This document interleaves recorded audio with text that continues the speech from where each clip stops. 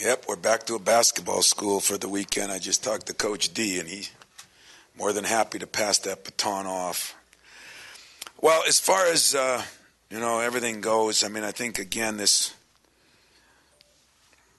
weekend we're trying to go to win the thing, and that's what you got to do. And there's a lot of different teams there. Of course, we're focusing in a lot of our stuff on Oklahoma, but we just kind of had a big meeting now to go over all three teams and try to get a little perspective on each one of them. And it is a wide open regional. I'm not sure there's any real favorite going in. Some people have certain teams favored, but I think everybody's pretty even as far as what we're doing. Our defensive effort in the NCAA tournament has been unbelievable, but I think on both ends, meaning the three-point field goal percentage and the regular one, I think we're second only to Kentucky now in that area. The other thing that's been unbelievable is our turnovers. 7.5 over these games, 6 turnovers against Virginia, a very good defensive team. That's been great. As far as the number of trips to a Sweet 16 that everybody's asked me about, I'm just thrilled that I'm a part of the ride. We are playing some of our best basketball, and everybody's asked me on radio or TV, when did it really change? And I don't know if it was right around, I wrote down some things that in my mind, it was about the Northwestern game over there. We had just got beaten by Illinois at home. We did change the lineup a little bit. I don't think that had everything to do with it because the lineup was changed for a variety of reasons. But we have won 10 out of the last 13, and that crazy loss to Minnesota at home, and then the 2 to Wisconsin. Only 3 of those 13 were at home, actually, a couple neutral sites. But 9 of those games were against NCAA teams. So, where I downplay where we are sometimes because this team has been a little different. I've upplayed it some. But after that devastating loss to Illinois, and to me it was devastating the way we lost that game at the free throw line, we have made some big jumps. Travis Trice, rather than sulking because we didn't start him, and like I said, that wasn't all because of Travis. Some was take some pressure, some was get a rest, some was because I need a better scorer off the bench, but he's averaged almost 18 per game since, and he's been shooting nearly 70% from the three. And in those 13 games as a team, we've only averaged 9.5 turnovers, which would be a low for our team. So it's not like we've just come on in the NCAA tournament. I think we have been very steady the last month. But what would be the biggest thing is, we bumped our free throw percentage up in those last 13 games to almost 65. And that sounds ridiculous. But I told you earlier, if we shot 60% from the line, we would have won 4 more games. Maybe 55% from the line. And so I think everything I said was pretty much on track. And I know that's not a big goal to shoot 65, but it's changed some games that we won that we were losing earlier. If we can start upping that now a little bit more, that would be of great benefit. So what am I worried about in the tournament? The 2 negatives have been our foul trouble. Denzel, Brandon, we can't have those key guys in it. And probably the biggest negative of all for me, and I think I have a reason for it, is we're only like a +1 or 2 in the last 13 games rebounding the ball. And been out-rebounding in the NCAA tournament, including killed on the teams have killed us on their offensive glass. And that has to be fixed. But when you got Dawson on the bench for half the game against Georgia, when you have Valentine on the bench for a lot of the time, those are 2 pretty good rebounders. Schilling played 4 minutes against Georgia. Costello's been a little slowed by his, just a knee that's been on and on and on. It's nothing serious, but a little tendonitis in it, and it's caused him some problems. So I'd say the negative is that we haven't rebounded well, but how can you sometimes, if you have Brandon, Trav, and Tom out there because Zell's in foul trouble, Brandon's in foul trouble. So I think if we stay out of foul trouble, it would help our rebounding. But that's going to be a point of emphasis tonight, tomorrow, and the next day, along with trying to do a better job. Again, the fouling has been, it's not aggressive fouling. It's a bad turnover and then a frustration fouling, and we got to get rid of that. Questions? I'll take them. Tom, over here. With Travis Trice, he seems like this year he has learned how to use what he has more in the past, even with greater opportunity. He doesn't seem to take the ball to the hole and get blocked as much. He understands his limitations and how to work within them. Can you talk about that a little bit? Well, I can, and you're not going to want to hear this, but, 99% of his improvement is health. It just is. When you're, $150, $160, $170, you remember those days, Freddie? When you're in that situation, little injuries become big injuries, and because you're just not strong enough. And I'm telling you, those 2 summers really took a lot out of Travis, and everybody wonders why he's so much better. Well, there's a couple of reasons, I think. Number one, the health is a big reason. 2 is, we're moving him around a little bit more now and giving him some opportunities at some different things, coming off screens, not being the dominant ball handler all the time, so he's not getting dogged all the time. He played 39 minutes. I said to him in the locker room, he looked fresh. So I think that has helped a little bit. But his whole career was about, a couple major illnesses or injuries, but some minor ones. Somebody brought up the other day, remember the blisters when he went through? Who gets that in the middle of the year, And yet if you looked at them, they were so bad it was scary, But that doesn't happen very often to many people, and he's just had some things to fight through, and I think he's at peace with himself too. I think sometimes you use a chip on your shoulder that can make you try to do things you can't do, and sometimes you use a chip on your shoulder to motivate you in a more sane way. I think sometimes you can let those things get to you, little man syndrome, whatever you want to call it, and sometimes you make them work for you, and I think he's learned how to do that along with being healthy. Tom, last year you talked about loving the bullseye on your chest, and you've said it in other years before. This year, there was no bullseye going to the tournament. Now Vegas, everyone else says you're the odds to win your region. So with this team, though, with their mental makeup, did you prefer it being the underdog? I just can't believe in this program I'd ever look at us as underdogged. Because, 1 year you can be, but these guys have been through the others, and I think one of the reasons they picked here is because we're not underdog. Doesn't mean we're that much better than anybody, but I think they have to be able to accept that. I did tell them, to get my commercial in, I did tell them the minute we walked into that locker room, the first thing I said to them, take your phones, stick them where the sun doesn't shine, and stay off Twitter. I said, and it was totally, a couple guys had tweeted some dumb things after the tournament. You probably saw, not our guys. But that wasn't what I meant. I meant don't read the stuff of all the people that adore you now that had you in the NIT. And I don't look at people saying that we were an NIT team or whatever. I understood the whole deal. But remember this team hasn't changed as much as everybody's making it out to. We had a lot of losses that we played our tail off and shot 48, 52, 53 from the free throw line. It's not just us that would lose those games, those kind of games. There's a lot of teams that would.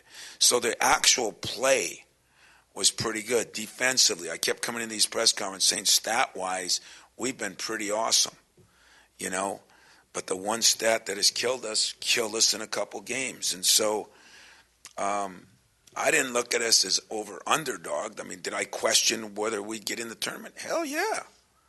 I did. Did I question, what we'd be? Yes, I questioned it. But the one thing I came back from the Big Ten tournament was, and I told them then, we can let everybody outside laugh at us, and rightfully so. You shouldn't shoot 60, 50, 48% from the free throw line. So I was right with them. I was right with some of you maybe, or our fans. I mean, I understood it. But we have played everybody right to the tee. You know, we've played every game we lost. I mean, everybody act like losing to Illinois or losing to Nebraska. Nebraska was playing better then, and that was a day to remember down there because of their assistant coach's son, and it was an incredible atmosphere. And,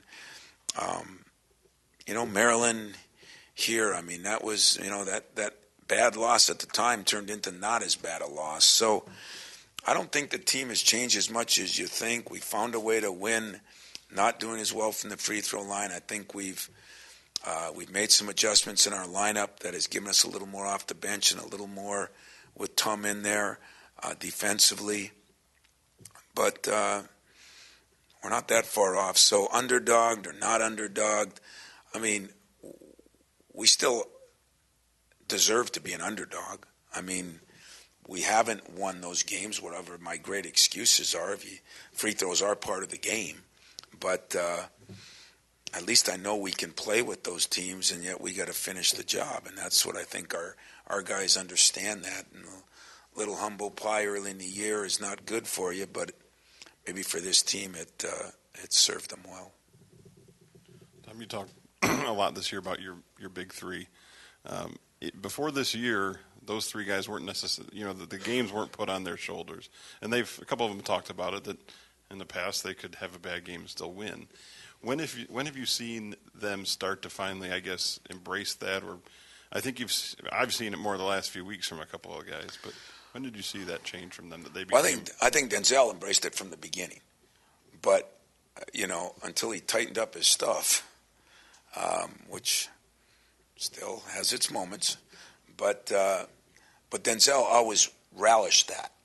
You know, I'm not sure BJ ever relished that. And every kid's different, you know. Personally, you'd like to have everything on. I'd like to have everything on my back. I wish I could shoot the free throws and do the things. But every kid's different. And I think Trav grew into it. So I think I had three different guys. I'm not sure it's something BJ doesn't matter, but I think he doesn't need the weight of the world on his shoulders. I think Denzel loves to have it. And I think Travis has gained the respect and knowledge that you need to have that kind of position. He likes the ball now in his hands. But he come to the bench a couple times in some plays that I had wanted to run the last game. He said, well, put Zell at the point and I can come off this, or put me there and Zell come up. So I think those two have really worked together, and we're just trying to keep BJ's motor running, because when that thing's running, he's running, and when he's running, we're better. So I don't know. And yet I have talked about the big three, but I keep saying, is it any different? If somebody else's two best players didn't play well, I don't care if it's other than Kentucky.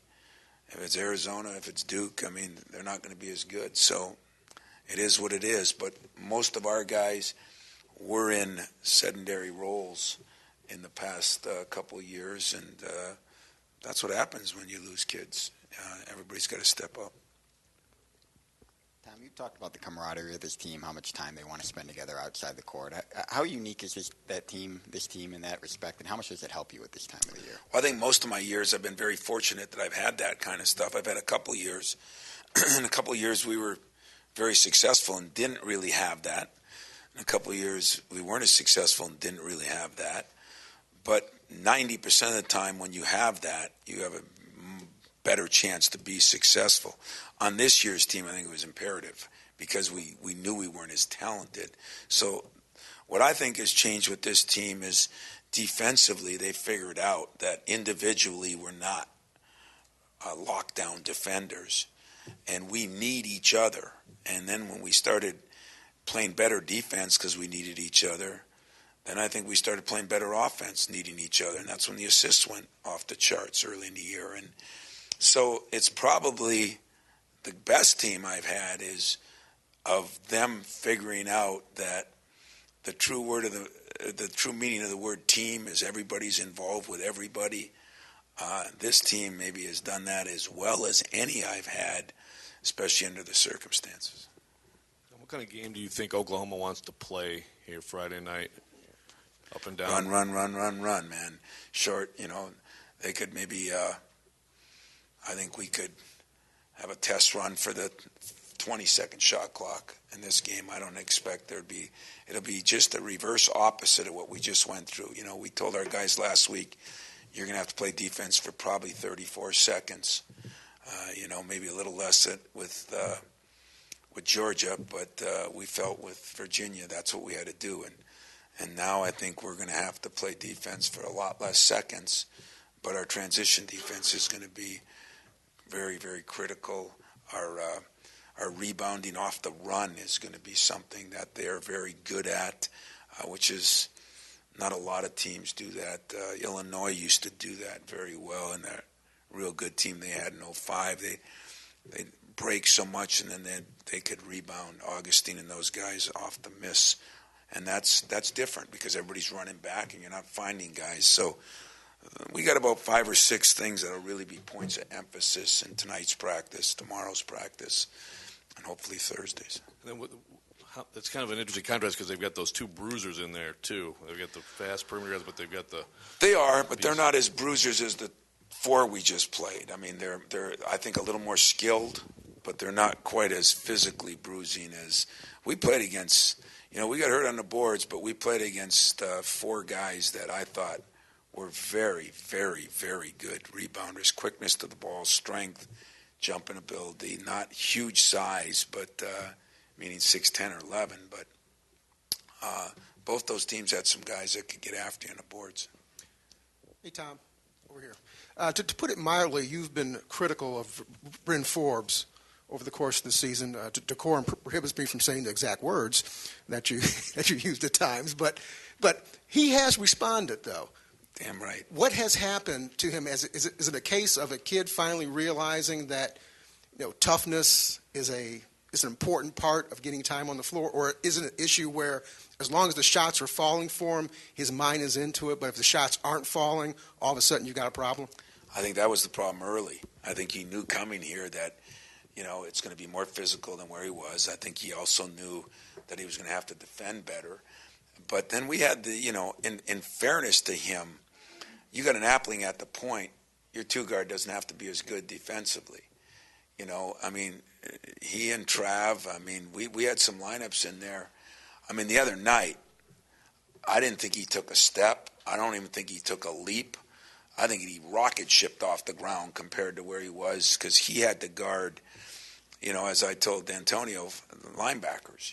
He was guarding linebackers. And you watch the film, and sometimes he'd even get lost because, his body just isn't where maybe it would be if we would have been able to keep him out a year and work with him. But he has improved enormously. Is it because Denzel's on him? Is it because Drew Valentine's on him about it? Is it because I'm harping on him every single day? I don't know, but I know this. It sure has gotten better. And I think that's an area that is harder to get better than even making free throws, believe it or not. And I give Brent a lot of credit because I have been critical of his defense and his ability to go in and rebound. And, you play the 2 or 3 spot in major college, and a lot of times that's where the best players are. And so you got to be able to defend. It's what made Harris such a special player, if you ask me. He could do both. And yet, just like I was critical of him, I am very proud of what he's, as you say, grown into here. Now we got some work to do still in the off season. He better live in that oblong building over there, the football one, because he's got to get stronger. He's actually lost some weight. But, boy, mentality-wise, I think if you looked at him now compared to the beginning of the year, he might have made as big of improvement in that one area. And a lot of it's been in the last couple of weeks. Now, he didn't get put on the bench because something he did wrong either. One of the things is I wanted him to score more, but if he looks at going on the bench and wants to get off it more, and that was a motivating factor, then that too worked. So I don't know what buttons you push all the time, but I know this. I relentlessly stayed after him about it, but so did some of our players. And to his credit, I told you early on, he's a kid that wants to please. He really does. And I think it was something that he had to learn that wasn't a comfort level thing for him. And, boy, he's made some giant strides, and really, really proud of what he's done. So, good question. Two-part question. First, when you watch several of Oklahoma's game, Hield is a guy, prolific scorer, but he can fall in love with his own shot, and against good defenses, not dish it, just take bad shots. The way you're playing defense right now, is that a good thing for you guys, number one? Well, and the coaches I've talked to around that have gone against them, he does take some tough shots, but he makes some tough shots too. Great offensive rebounder. We got to cut him out. That has not been a strength of ours, especially when we switch on our perimeter. We could have Tom on him. We could have Trav on him. That's going to be something that, again, is one of the 10 commandments that we're going to work with tonight. To be honest with you, I think he's a hell of a player and good kid. I think Tom's known him from back home, and he's got size. He's got the ability to put it on the floor. He can pull up and shoot at a dime. They shoot behind ball screens. They shoot from range. They're getting shots up. But he's making his share of them, too. So I don't think it's a good thing for us. I mean, a good thing if he wouldn't shoot. You know, I'd rather that than him taking a few bad shots because he makes some of them. So it'll be an interesting matchup, and the more film we watch and the more calls we make to try to figure out the best ways to defend him and what we're going to do. And it's been fun. It's been a fun 2 days because usually it seems like when we've been in this round, there's a real favorite. Sometimes it was us, but sometimes it was somebody else. And usually the game you're going to play, there was a real favorite. Everything's now is a coin flip. And that makes you have to do more prep on more teams and really talk about it and how do we use this whole week to try to work on one, but work on more than one. What similarities? You get a Louisville who's completely different. So it's been fun. I mean, the staff meetings, my staff has been great about it, but they've been working their tail off because there are so many different ways that everybody's playing, especially in this group. You know, you still look at the other three, and I think, you know, Kentucky is Kentucky, but, you know, what do you got out there? Arizona and who are the top two in there? Is it Gonzaga or is Wisconsin and Carolina? And then you got Gonzaga and Duke, you know, but the others are a little bit below that. So in ours, it's just a complete coin flip. Not only because 1 and 2 are gone, but I think, you know, we've become a better 7, and 3 and 4 are still in it. So it'll be fun. And then following up, you get a lot of respect and should for your success in March, but Lon Kruger certainly is no slouch at all, and you hear about coaches making a difference. What is it about Kruger that makes him a good coach, and what's about your relationship with him? Well, I think Lon has been phenomenal, you know. I mean, he won at Florida. He's won at Kansas State. He's won at Illinois. He's won at Vegas. He's, you know, nobody until recently wins at Atlanta. So that was an interesting period of time since I was involved in that job. And he was one of the guys I talked to, even though I didn't know him as well then, because he had a chance to leave, I think, when he was at Florida to go to the NBA. But when you can do it at 5, 6 different schools, it means you got a hell of a system.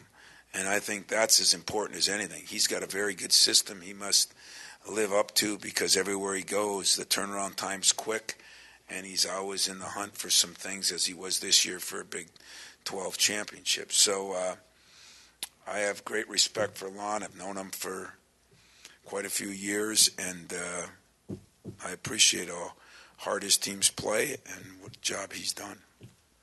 Tom, you and Travis have some animated and entertaining on-court conversations. Does he ever, it looks like it's over strategy often, but does he ever win those when he's barking back, and do you like having him do that? You know, Travis is, he's a coach's son, which means he's knowledgeable once in a while, too knowledgeable maybe, or, you know, I think he went through his period. I think where he's changed the most is those have turned into now completely, if you watch them, they were disagreements, but now they're, you know, you've seen more of this lately. You know, he knows when he makes a mistake, when he takes a bad shot. But I also know that when I got certain lineups in there, he's got a little more pressure on him than I think, you know. So I've completely enjoyed I learned enough about Travis when I brought him in and told him that I'm not going to start him this game, and maybe that'll last for a little while. And I told him the reasons: some poor play, a little bit, but mostly getting some rest and maybe not playing as many minutes, and more importantly, trying to get him off the point a little bit, which I think was wearing his body down. And the proof's in the stats. I mean, you know, some guys would sulk, some guys would complain, some guys would be upset he's waited his turn for 3 years. I learned all I needed to know about Travis Trice in that one 20-minute conversation, and he's proven. So now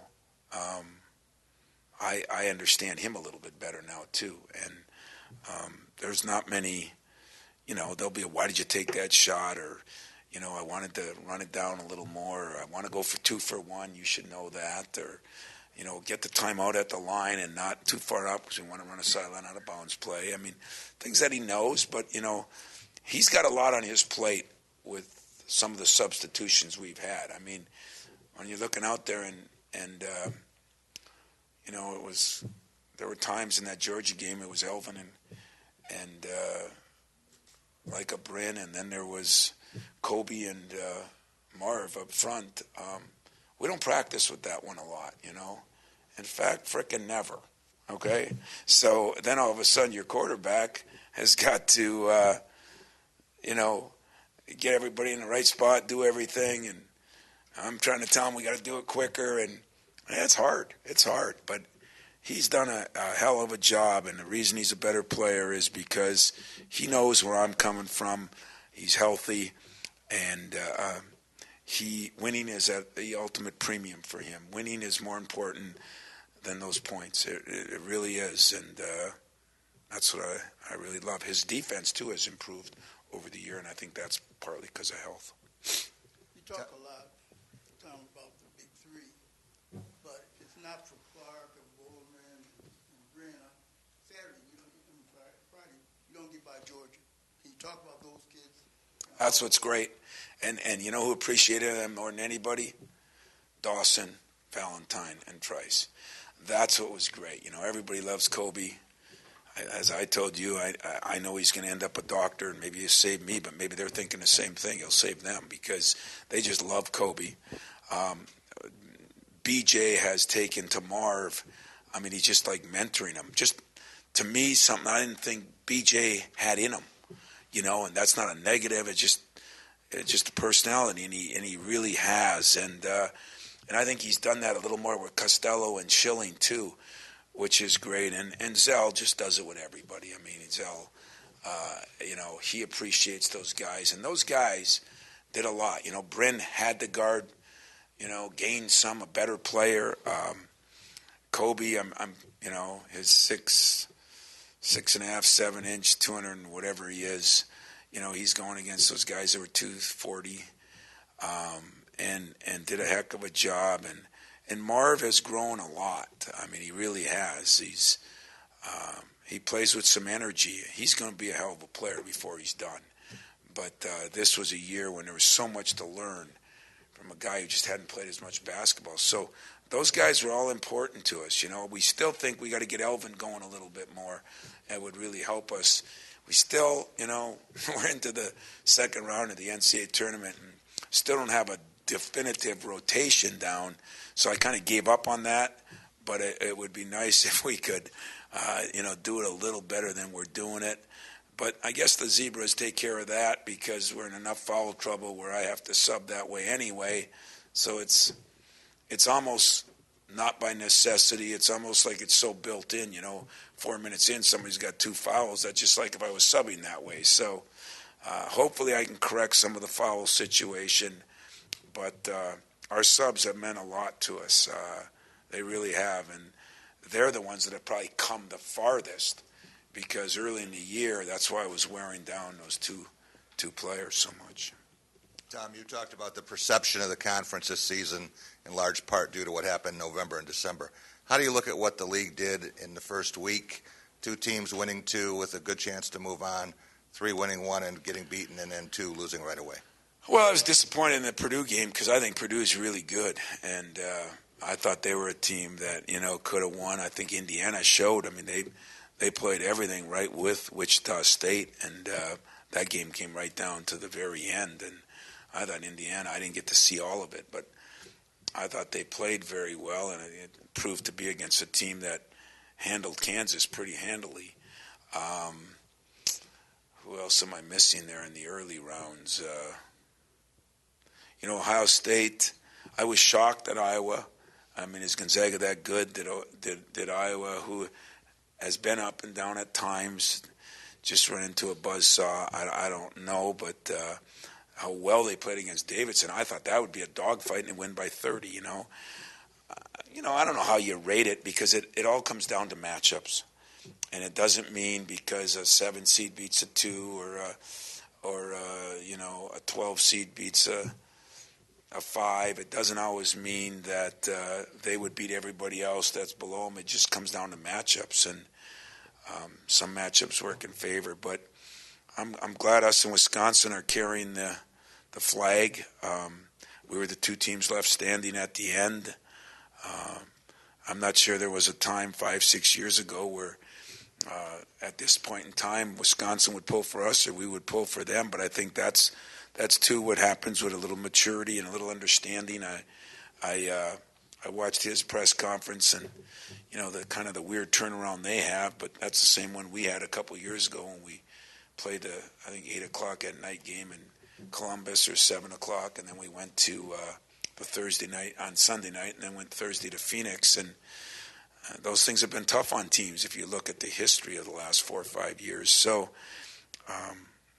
I feel for him. I'm going to actually give him a buzz later today when he wakes up out there to tell him what we went through on that. And but it is fun now to still pull for the conference. Maryland, weird game, but the way Mello was in and out of that game, and there was a case of a matchup. One thing Maryland has is a great point guard, but not a lot of other guards. They're all kind of swing guys, and they played a team that pressed the whole time. So maybe it was just a bad matchup. They might have been able to beat Gonzaga or some other good team, but just struggled against that team because of the matchup. Early in the year, you said that you thought this team could be really good. So is the team that we see now what you envision? I mean, you've obviously had so many variables in there, Best getting hurt, things like that. I mean, is this the culmination of a plan right now, or are you looking up and saying, wow, this and this and this happened? I'd like to tell you it was a combination of a plan, but I'm more into the wow. I just think with the couple of injuries we had, including Forbes early, with the broken hand, because, maybe we could have done more with him then. And, there were so many practices that we just didn't get a lot out of because we had a bunch of guys injured that first month. So I'm more into the wow factor with this team. I mean, I thought we could be good. I thought Trice would have a good year. I thought Valentine would have a great year. And I thought Dawson, would have a more consistent year. All those things have happened to a certain level. Costello and Schilling, I thought Schilling was really a guy that would step up, that he did early, but he hasn't as well lately. Now, he played better in the last game. I think he's a big key to the game this weekend. And I thought I'd get a little more out of a couple guys, but as I told you, I thought Best would be our best freshmen, and we haven't even gotten a chance to see him on a team that's not as deep, especially at the wing position. That was a big loss because I thought we could play him at the 4 some when teams go small and at the 3. And when you had to guard bigger guards like we went through this weekend, I think he would have been tailor-made for it. So I thought we could be good. And, you know, I keep going back to this. We were better than you think during the year, better than I think during the year. And that's what losing does to you. It makes you worse than you are sometimes. I mean, we played offensively and defensively pretty well in a lot of those games. Kansas, Notre Dame, we played awfully well. We just didn't make free throws. And so it made it look a lot worse than it was. And yet, in my wildest dreams, as I look back 2 weeks ago when I was trying to get my team ready for the Big Ten tournament and telling them, hey, we could have won this game, we should have won this game, we're not that far off. At the time, maybe we could have been 24-6 or 25-6 or 20, really could have been, and we would have been a top 12, 13, 14 team. I'm not sure I thought we could be that good either. I mean, I thought we could be really good, but that's, to me, really, really good. So I don't know. Talking around circles here, I'm somewhere in the middle. I think in a lot of ways I've liked what this team has done, but there has been some frustrating moments. The turnovers and the, how can I say the right words here, the poor decisions at times. Politically correct, Drew. I don't want to use words that you couldn't write in a paper. So we just didn't use our melon at times in a correct way, okay? I don't know if it was mental toughness. It was just mental. But we had our moments. But none of them, by lack of caring or preparation or, it just maybe, trying to go for home runs sometimes when we needed to go for singles. Twitter, I get that advertisement in every press conference. Memory of you or in honor of you, baseball. So 2 things. I just hope we make it to the national championship game and you're down there watching the Tigers. That's all I hope. Opening day. A couple more. Yeah, what did Travis say, or how did he react in that 20-minute meeting that taught you something about him you didn't know or surprised you a little bit? Well, I think he got it. There was no why. There was no questioning. And I think I addressed it the way I wanted to, too. I said it just like I said to you guys. There's nothing different, I need someone coming off the bench. I need to get you some rest. If I can pick up 4 minutes a half just by not starting you, maybe that's good enough. And I need you to play a little better.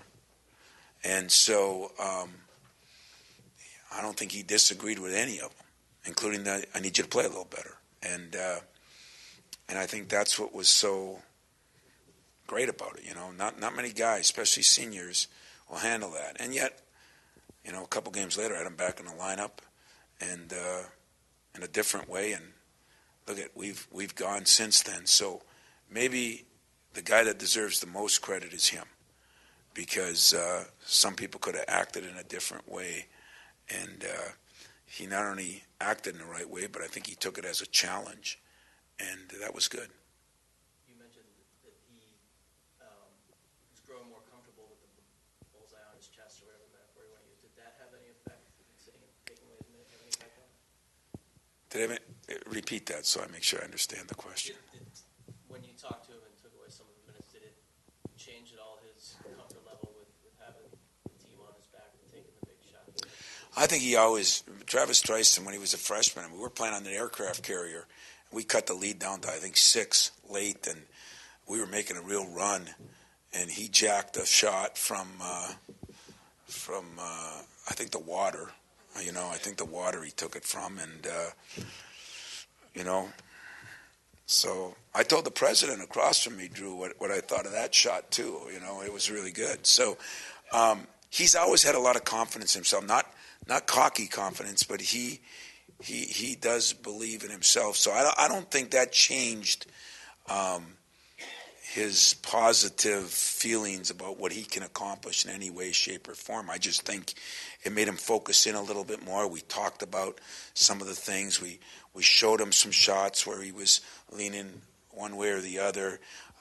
One of the areas I think you've seen him improve on is he's getting into the paint more. He made that great step-back shot. He would have taken that from 3 a month and a half ago, and now he took it from 8 feet. And it makes a big, big difference. He's gotten to the hole a little better. He's reversed under. He's doing more things going north and south than east and west. And is some of it because he's healthier? Is some of it because he's less fatigued? Is some of it because he watched some film with us and learned that isn't all great and those bad shots turned into layups on the other end? I don't know. That'd be a good question to ask him. Tom, one more thing on Trice. With his frame so slight, are you ever tempted? Do you ever try to, I don't know, cram a couple sandwiches down him, or is he stronger than we realize? Do we look at the frame and not realize that? He is stronger than you realize. He's a guy that's really gotten into stretching, and he stretches a lot, and he's tougher than I think we all realize. But. Yeah, we feed him. He eats good. He's one of those guys that eats correctly, and he gets his rest. I mean, I always blame his mom. And so he's just slight in a lot of ways, but I don't think he would have been that way, Bob, if he would have had those 2 summers, his freshman and sophomore year, to do what 90% of the kids do in the off. Every football player, you see him in April, and then you see them in September, and they've got a couple more inches on their chest, a couple less on their stomach, and a couple more on their arms. And he's never had the ability to do that. Never had the just because of what he went through. In fact, that one summer he went from 171 or 2 into the 40s, I think. So he went the wrong way, and it wasn't his fault. He just could do nothing that summer. So.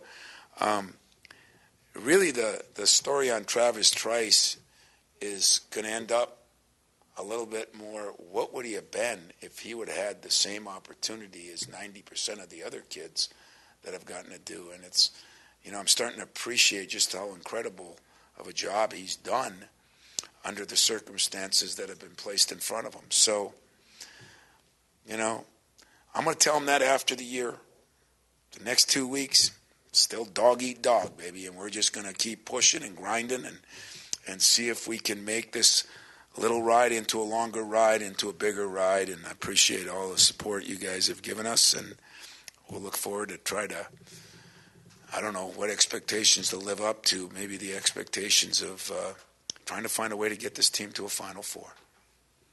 Cool? Thanks.